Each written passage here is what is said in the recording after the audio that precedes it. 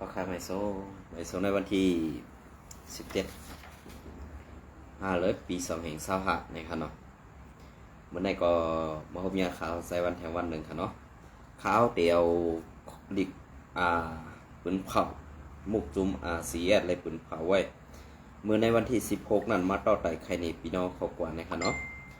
อ๋อค่ะอันไหนก็ของสีเอาขึ้นซึ่งไต้ห้องการหลงภายแกดเขในขณะห้องการลงภายแกดเขหมายเลข0615ภาคกะค่า25ในขณะหมายวันปี10 ปี2525 4 เดือน 14 วันในขณะอันไหนคะนะอันไหนก็กำขาวที่มาสับแรงนี่ดีอันภายเขาพีเขาสมาดีกว่ามาเสื่อหือในกำขาวที่มาพัดฮอนนี่ขนาดอันนี้ก็ถึงผู้อ่อนโหผู้กวนตับในมุกซุมRCSSA กูตับข้อที่สั่งปาหรือมีมาลองตั้งตีไลกึดแผนการจัดยื้อซุ้ม SPSA เขาตั้ง10 วันต่อเขาตั้ง10 วันเลยครับเนาะตาซ้อมนัง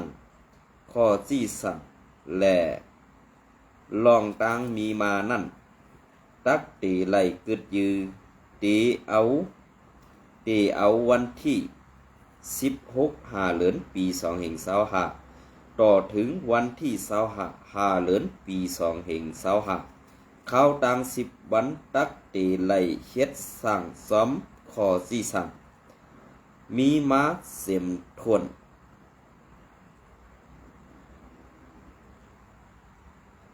กันน้อมกันหน่อยเตรียมทวนกันเสดา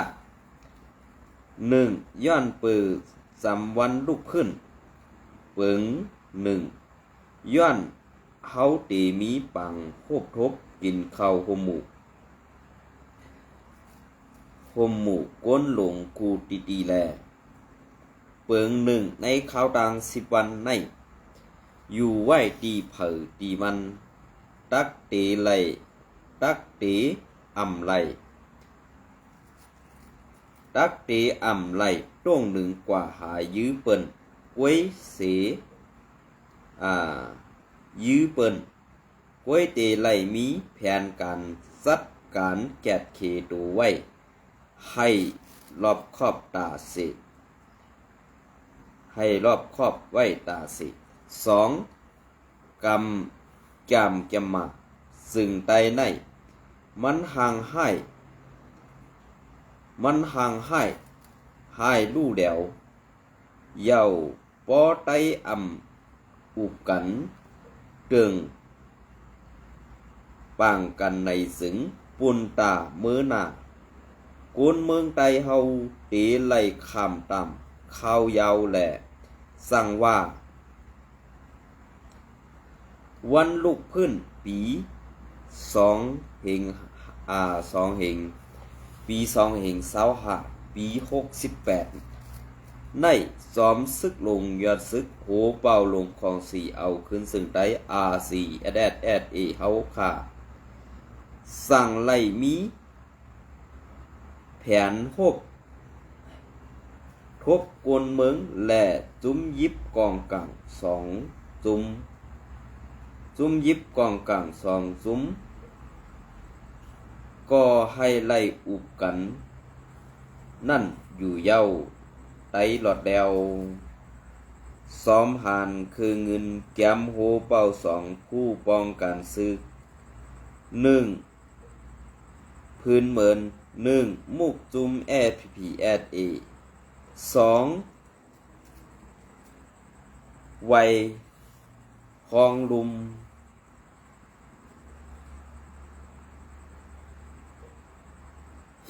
อันนั้นก็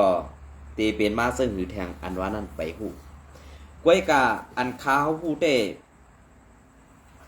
ในวันเมื่อไหร่อันไผ่เซเน ภายโคเขียวนั่นในกำปานำที่เป็นคนเมืองกำปานำที่เป็นคนเมืองค่ะกวยกาเฮ็ดสังแลคนเมืองซ้ำเส้นในมุกซุมแอดพีลาเนี่ยก็เพราะว่าอันที่เขาเฮ็ดนั้นซ้ำเป้กินนิกจากพ่อแม่พี่น้องคนเมืองแหละคนเมืองนั่นที่อ่ำเยี่ยนกันไรนี่แหละสั่งไก่ออกมาเป็นผู้คานปากผู้คานปากปันพุตตาพ่อแม่พี่น้องคนเมืองเฮาคาแลในสั่งไรคัดเจอเฮมาออกข่าวไลฟ์สดใน Facebook ก็เปิดว่าเฮาอ่ำมีทีวีหรือวิดีโอเสื่องหนังเปิ้นนั่นแหละเฮาคาก็สั่งไรมานั่งต่อหน้า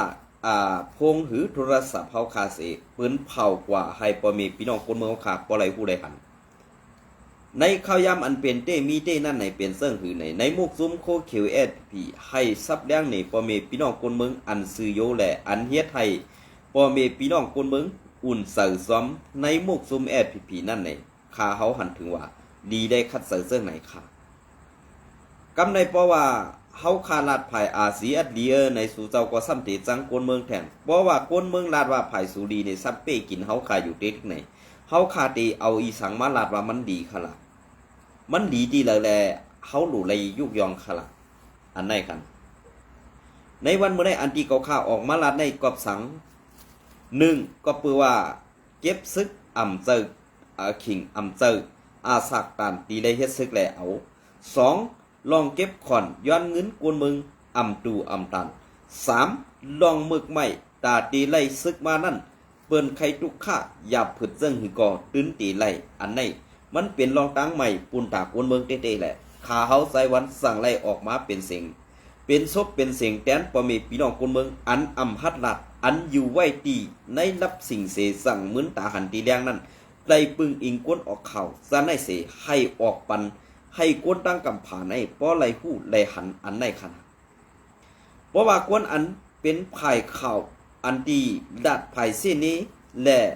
อ่ำมีหลงมนเมนั่น1กวนเมืองอันออกข่าวนั่นตีเส้นนี้มุกซุมแอดพีกวยกาแอดพีเป็นซึกกวยกาอ่ำมีหลงมนเมปันตากวนเมืองอันใดใดมันสั่งว่ายืดยาวเศร้ากว่าตั้งนาที่ติกตาตีกึดดือไรนั่นมันอ่ำไปหันตีมันขาดก็เพื่อซึ่งไหนแหละที่ข้าเขาออกมาด้วยเงาลายอันเป็นเตมีเตอยู่ในวันมื้อนี้ไต้เขาคาได้ใครให้ตับซึกเขาขานั่นมีซุ่มเดียวใครให้ตับซึกเขาขานั่นด้วยหน้ากันใครให้ตับซึกนั่นอ่อนหูปอมีพี่น้องคนเมืองคัดเสือตากว่าตั้งนาในวันมื้อนี้พออยู่ในนาตีโคเขียวก็เตะไรกว่าเฮ็ดซึกโคเขียวพอกว่าเฮ็ดซึกโคไลก็ซ้ำเตะไรพี่น้องซึกคือมันก็เตะไรญาตามเตะได้ถูกมาตรเตะได้เผาเฮือนเปิ้นว่าเฮ็ดจังไหนนั่นมันไปกึ่งตันดีเป็นตับซึกค่ะเย่าก็อำตะกึ่งตันดีและเฮ็ดจังไหนค่ะก็เพื่อว่าเฮ็ดซึกโคเขียวก็เป็นไตเฮ็ดซึกโคไลก็เป็นไตเพราะจังไหน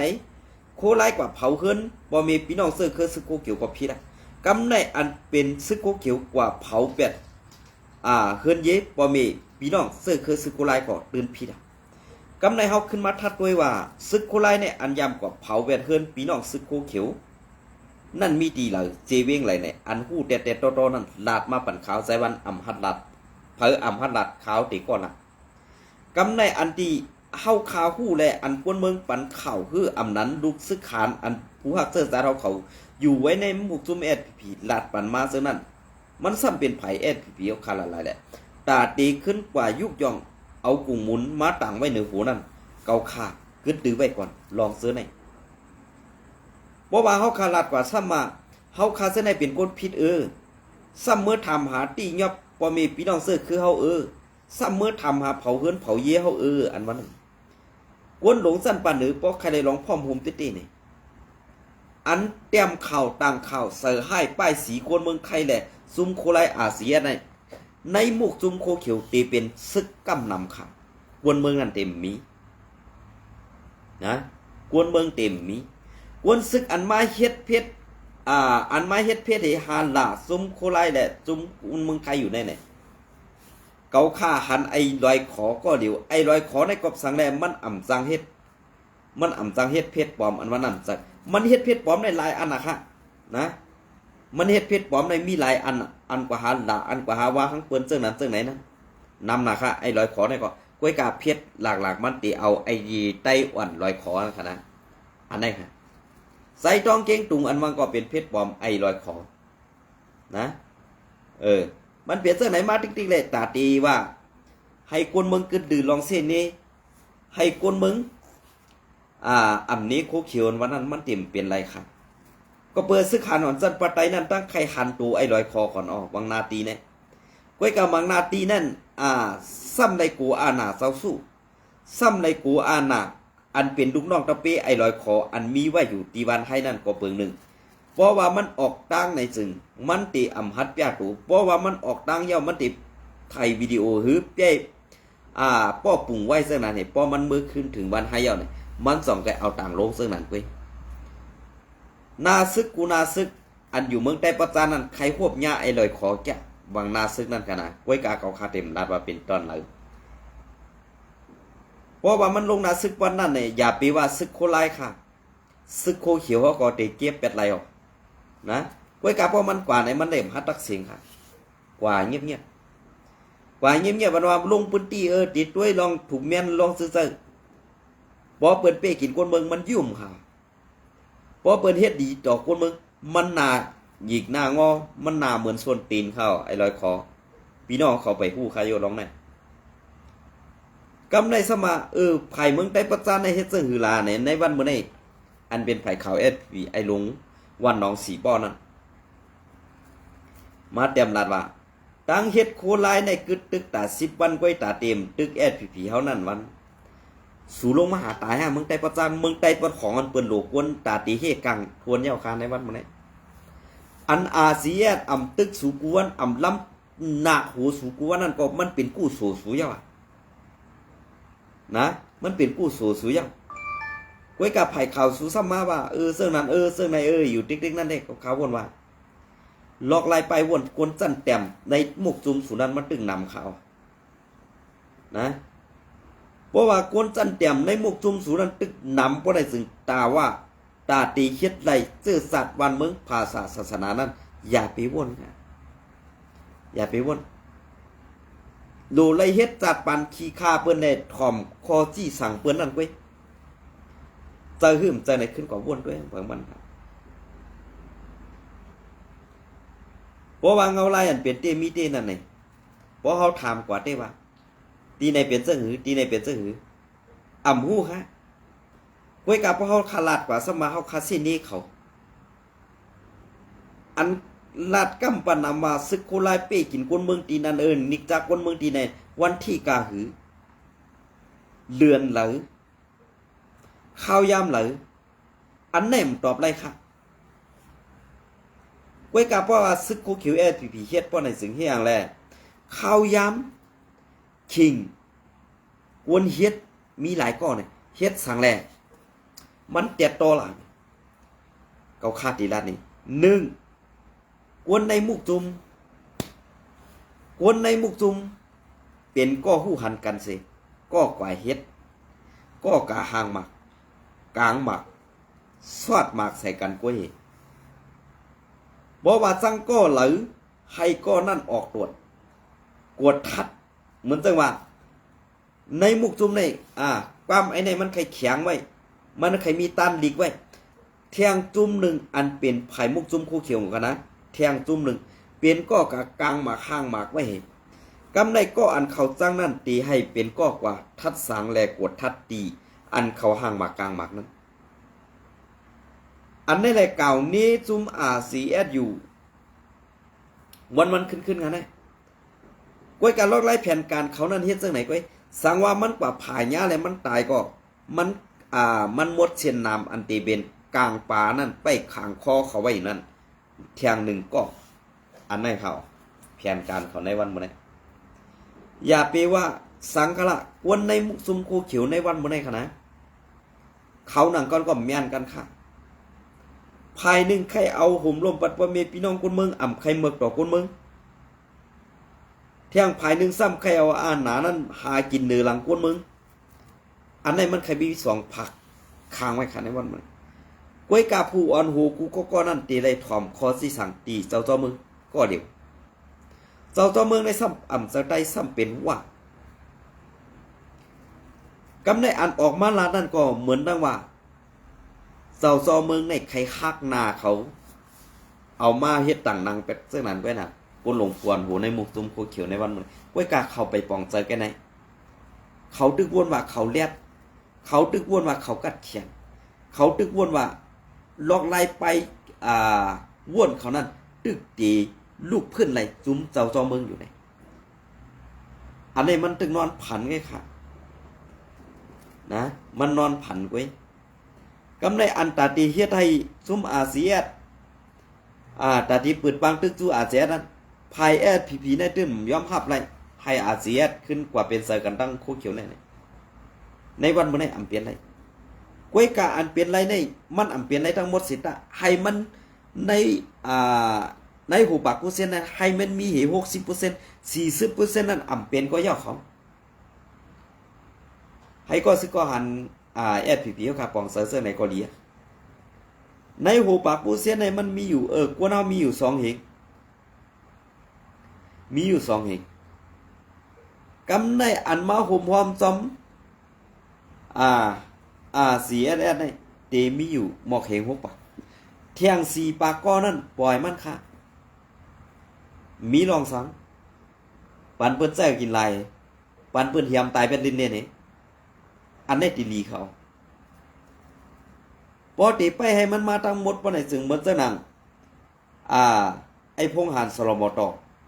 อัมมาค่ะแสงว่าอัมมาค่ะแสงผ้าอัมมาค่ะนะเขาเสื้อในอัมมาแล้วก็คิงย่าโหเล็กอยู่ไว้ที่เมืองกึ่งคิงมองนกเขียวอยู่ไว้ที่ในสีเวียงเมืองกึ่งแหล่เกซีอันไหนตื่นมาค่ะนะตื่นมาเฮ็ดจังนั้นแล้วก็กำในเหมือนจังนั้นลูกใจหลงสว่างผ้าได้ซ้ำอยู่ไว้กัดเย็นๆค่ะในวันก้วยกาลูกใจสว่างผ้าในมันอยู่ไว้ไม่ในเมืองใต้ปอดของเอาเมื่อเดียวนี้ซ้ำมาอยู่ไว้ที่เมืองลาเขา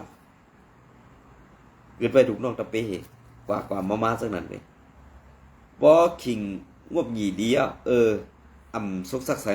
มันจะกว่าตีมือขึ้นทุ่งเมาจับกำเพราะว่ามันสุกซักมามันกดดันขึ้นเข้ามาเมืองลาขึ้น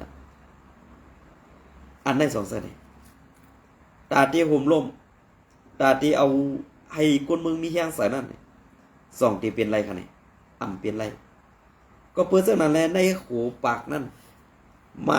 60% ก็เป็นอันแคมแล้วแล้วค่ะห่มพร้อมกัน 60%อย่าไปเสียหลายค่ะเซอร์โคซึกอันว่าแอดพีอันว่านั่นอย่าไปเสียหลายในวันมื้อนี้มันเป็นโคเมกาลีไปแล้วค่ะเผยไข่ใส่เผยไข่นุ่งเผยไข่เฮ็ดมือก็ลองตั้งแก๊กนั่นดีกว่าตกตีไตอันเป็นจุ้มคูเขียวนั่นก้วยกำได้อันเป็นไตคูเขียวน่ะซ้ำป้ออำหับได้ก็ป้อมหมอมีออกก็อันกุนเมืองลาดอันกุนเมืองวายอยู่นี่ซ้ำพิษใส่แท้อันไหนคะนะตีลาดนี่ลาดเอาผู้สูมันค่ะเหมือนเจ้านางผู้การปากสูแลกผู้แต้มต่างข่าวสูเส้นนั่นนี่ก็เพื่อสุ่มเฮห้ามกันไล่1เขาเซ่1สู่แกนโจมาสานสุ่มไข่ผมมอมซ้อมกันนั้น1เขาเมือกดอกก้นเมืองกะหือ1เขาแกนดีเซอร์ตามหน้าน่ะสานคำใครให้ใต้พร้อมกันเหมือนเจ้านางเมืองใต้ปอดของเหมือนเจ้าหนังซุ้มสังขายาหันเขาก่อนนี้ว่าเอาซึกโคไลส่วนเสืองไว้ปันออกมาทีละมาใส่ไว้ในหูมึงกวนเมืองใต้ก็เป็นกวนเมืองใต้ปอดของไว้หรอกอำโลไรมีซุ้มสังขาเขามาเอาเสืองเอาซิมหรอกมันอำเจอของสอยรู้อาซักกวนเฮาหนึ่งก่อแน่เมื่อตีเอาลองมึกเจ้านั่นเฮ็ดตึกดอกกวนเมืองเอาออกเมื่อวนว่าออกสั้นต่ำนั่น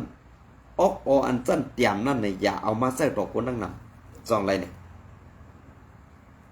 นะตีลาดนี่ในวันมื้อนี้ก็เบื่อเกาข้าวออกมาลาดในเกาข้าวก็ไม่ได้กินราคาเงินเดือนนะได้กินราคาเงินเดือนก็เปิ้นนั่นแหละอันที่เขาเฮ็ดอยู่ในวันมื้อนี้เขาเลยเฮ็ดสังหารเฮ็ดไปมักมีไว้เฮ็ดไปมักมีปุนสัตว์โสโตเจ้าก่อนไว้กับไปมักมีนั่นเฮ็ดสังหลักเป้กินคนเมืองนี่จักคนเมืองย้อนขอนเก็บเข้าย้อนเงินคนเมืองซิมเอาของหลายคนเมืองอันไหนไว้ขลัก ในมุกซุมโคเขียวไว้กาลอกลายไปมักมีในเมืองใต้ข้างในมีกู300,000เบิ่งค่ะไว้กาหมูจักลาวปานเปิ้นยุบกองปอดยื้อขึ้นพากไว้ก็ปล่อยเหี่ยวสะกวนเยาว่านะดีลัดนี้พอลองศึก SPP เนี่ย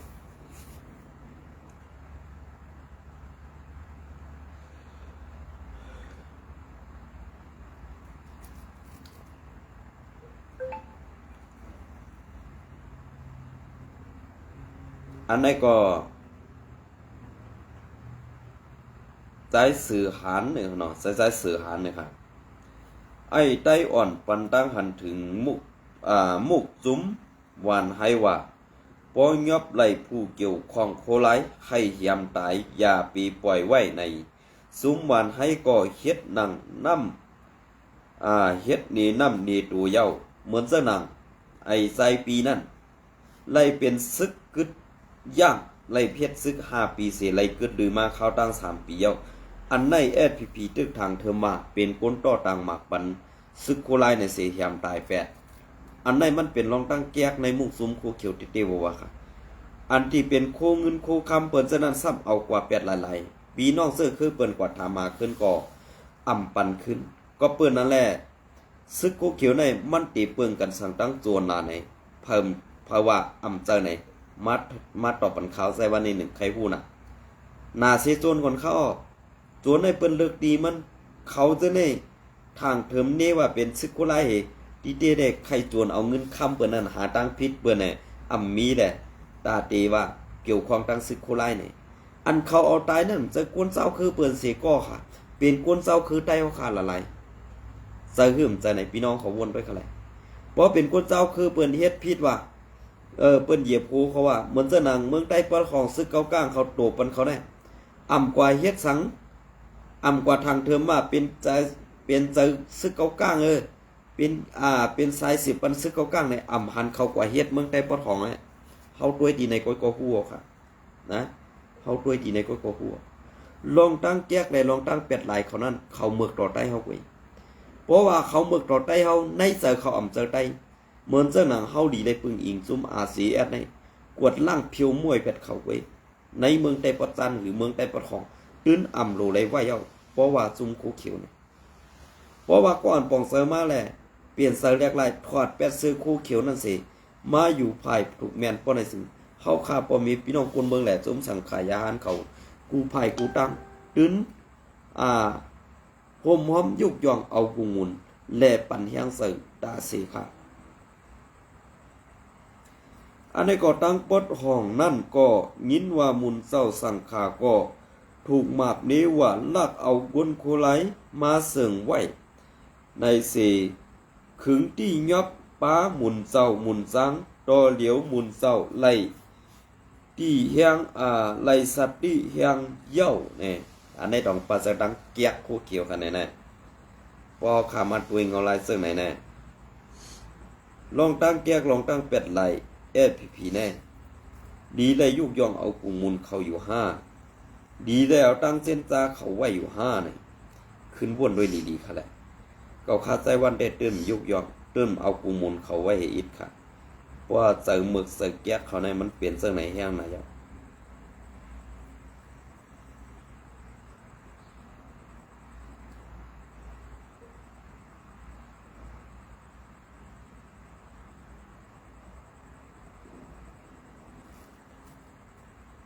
พอเขามาด้วยเหมือนเจ้าหนังไหนเต้นเนาะอันนี้ก็ข่าวในวันที่10นั่นขนาดเขาลืมออกมาต่างออกกันแน่ในวันที่15เดือนปี2565ข่าวคึดดันเมื่อในวันที่10ข่าวย้ำกลางในล่าซ้ำ11 โมงจุ้มซึกเก่าก้าง MNDAA เอาเอ็นเฮียงตั้งนำกว่าฮอลึบจุ้มซึกไต SPP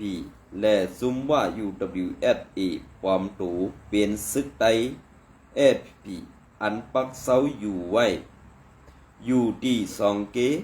เสเวง4 ป้อนั่นถูกยาซุมซึกเก่าก้าง MNDAA เขาฮอลึบสุดไป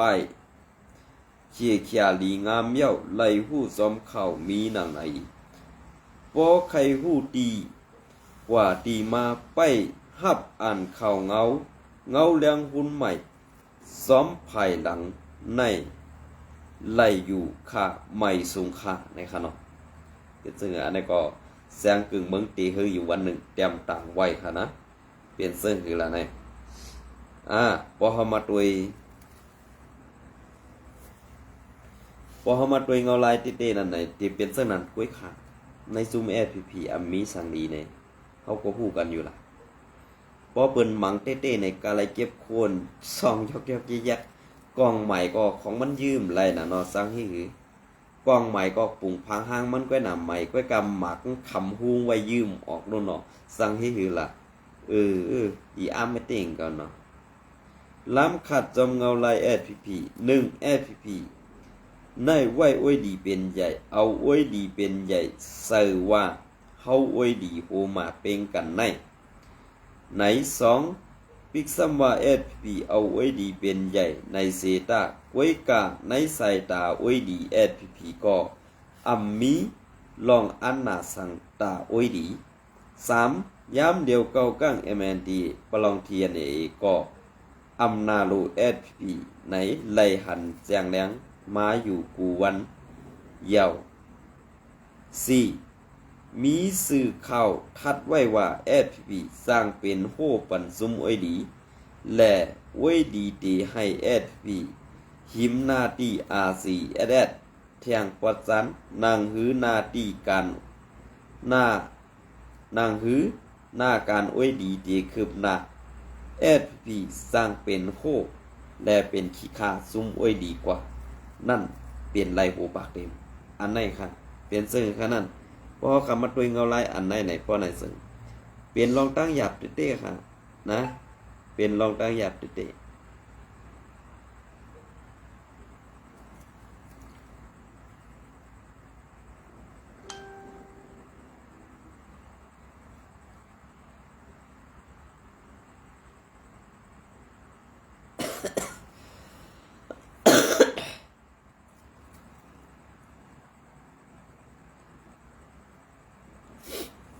ค่ะซึกใดเฮาFPP ปอดทุ่งเมาเศร้าเฮาเขาอย่าปีถอยออกทุ่งเมาลาค่ะลื่นสุดปอเศร้าเฮาเขาหมอต้วยถึงดูหักกวนเมืองยุ่มย้ำกวนเมืองตื้นหันดีกำแถมปันเฮียงซึกใดเฮาFPP อยู่ค่ะเปิ้นใครให้ซึกใดเฮามวยหายปอดของปอซึกใดมีปอดของเย้าร้อยหึงแผนเปิ้นตีคัดใส่เต็กเต็งมีบยันเป้กินคนคือไตเฮาลีซ่าไตเฮาลีซ่าไตอยู่ซ้อมไตลีเสอยู่ซ้อมคือเปิ้นนั่นเปิ้นใครให้ไตมีหลิกไตเปิ้นใครหันซ้อมปิวเซอร์สัตไตอันใดก็คนเมืองกำแถมปันแห้งไว้ดาสิกวยกาเฮ็ดสังแลFPP เขาอันน่ะต้วยหันหน้ากวนเมืองดูกวนเมืองเสื้อในเขานะตีหน้าตีกูก้างไว้อันคายยินตีศพศึกกูก้างว่าคู่เขียวเป็นควันเต้ามันคู่เขียวเป็นควันเต้ามันกวนปั่นเข่ามันเป็นจุ้มซอยมันในแลกูก้างเข่าใครให้คู่เขียวอยู่ดังสันตังเมืองใหญ่สองเกปอดห้องตังตีปันอยู่ก็ว่าย้อนคู่เขียวแลกูไล่ซุ้มนาตีกูก้างว่าไหนลาเซียวในเป็นมีไว้ใต้ผ่ามือกูก้างมันหัดต้งโตสังคู่เขียวมีเย้ามันมีคออ่างสังตากว่ามาเส้นตังลงว่าในเย้าเป็นซึ่งค่ะในวันเมื่อนี้อันสูเนว่า RCS อยู่โฮมาน5เซอร์ RCS อยู่โฮมานอันวันนั้นสู่ขึ้นวนด้วยค่ะนะอันนั้นก็เตมีเทียงปอดอ่อนตอนหนึ่งเตมาสืบปันตอนนาค่ะเนาะในวันเมื่อนี้ก็ ตีเอาไว้เป็นตอนสอนปุนตาFPP เตปองไซ5อำปองไซในขาเฮากอมหูไว้กะสังปองไซในก็เป็นอันนี้หนียินจมสังว่าอำปองไซในวันตั้งนาในเฮ็ดคือก็วันตั้งนาในตื้นตีล่มสมหายอำหังบ่ตึกวนว่า RCS เป็น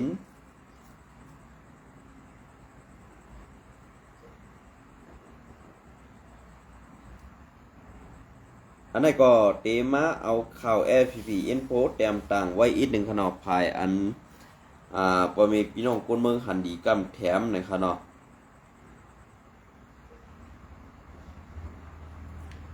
เอาค่ะอันนี้ก็เตต่างปันในเอาปัดอินขนอผู้มีน้ำใจศาสนาใส่แถมลองกินย่ำตีก็สึกก็หัน FPP SA อันมีในนาตีเซเวงหมาย22นองเขียว FPP Info วันที่16เดือนปี2025ผู้มีน้ำใจเจตนาใส่แถมลองกินแย้มแต่ก็ซึกก็หัน FPP SA อันโต้งหนึ่งปักเสาในนาตีเซเวงหมาย22นองเขียวนั่นในอยู่เย้าเมื่อไรเลินเม14วันนั่นผู้มีน้ำใจศาสนาเป็นป่อเมกนเมืองอันอำไข่ออกซื้อ อันอำไข่ออกซื้ออันอยู่ในเจเวงหนองเขียวนั่นใส่แถมกือน้ำมันกินแหล่ลองกินย่ำมังลองตีสายซึกFPPอันปักเสาตรงหนึ่งไว้ในนาตีเซเวงหมายเสา2นองเขียวเซตอนหมายเซ็ตนั่นในอยู่เย้าอยู่ที่ปาตีไม่สูงซึ่งไตตับซึกซึ่งไตFPP มีดังยินจมขอบใจถึงป่อมีคนเมืองผู้ฮักเจอสัตว์ผู้มีน้ำใจศาสนาซื้ออันใจเทียมม้าคู่ของกินย่ำตาสายซึกและเมื่อหน้าม้าก็ตีสืบโฮมมือกันตั้งป่อมีพี่น้องคนเมืองเฮาคาสีคัดเสยแกดเขเฮกังปั่นป่อมีพี่น้องคนเมืองเฮาคากว่าซ้อมลอยเงาลายการเมืองการศึกนอกเมืองในเมืองปันมีมานันอยู่เย้าสั่งเหมือนสนังความลัดในเตดีโยกยองเอากุงมูลอยู่ขนาดก้วยกาความลัดแลตั้งเฮ็ดนั่นมันตึกกว่ากันผ้าเลลินเนี่ยครับเนาะอันใดก็ใครปันตั้งหันถึงอีกหนึ่งว่าพอมีพี่น้องคนเมืองก็อันกว่าใจแถมนั่นถูกวีบยาน5อำนั้นมีน้ำใจศาสนาหักลูกน้องตะเปไผ่ไต5ในให้สับแดงนี่อีกหนึ่งขนอกก็เปิดเส้นนั่นแหละก้ำปานำในตีลูกน้องตะเปปองไปไว้ค่ะนะจะว่าหักตีเงามันก็เปิดว่าลองตั้งเมือกนั้นมันตึกสุดดีในจุ่มโคเขียวเย้าเนี่ยเพราะว่าจุ่มโคเขียวเนี่ยมันเพราะว่าจุ่มในซ้ำตั้งหมดนั่นขนาดเนาะเขาขาคนเมืองก็รู้เลยแม่งว่าในจุ่มคู่เขียวในมันจะมี2สั้นเหนือและสั้นใต้เพราะว่าสั้นใต้เนี่ยเขาดีเลยเพราะว่าสั้นเหนือเนี่ยเขาดีเลยย้อนสู้หาเขาตายเลยกว่าเขาปังตึกดีเลยในก็ให้เขาเจียวยันจรขออันนี้ให้เมืองใต้เจียวกัดเย็นขึ้นใหญ่ขนาดอันนี้ก็เป็นรองต้านข่าวใจวันว่นว่าดีลีเซเปิลเลยครับเนาะ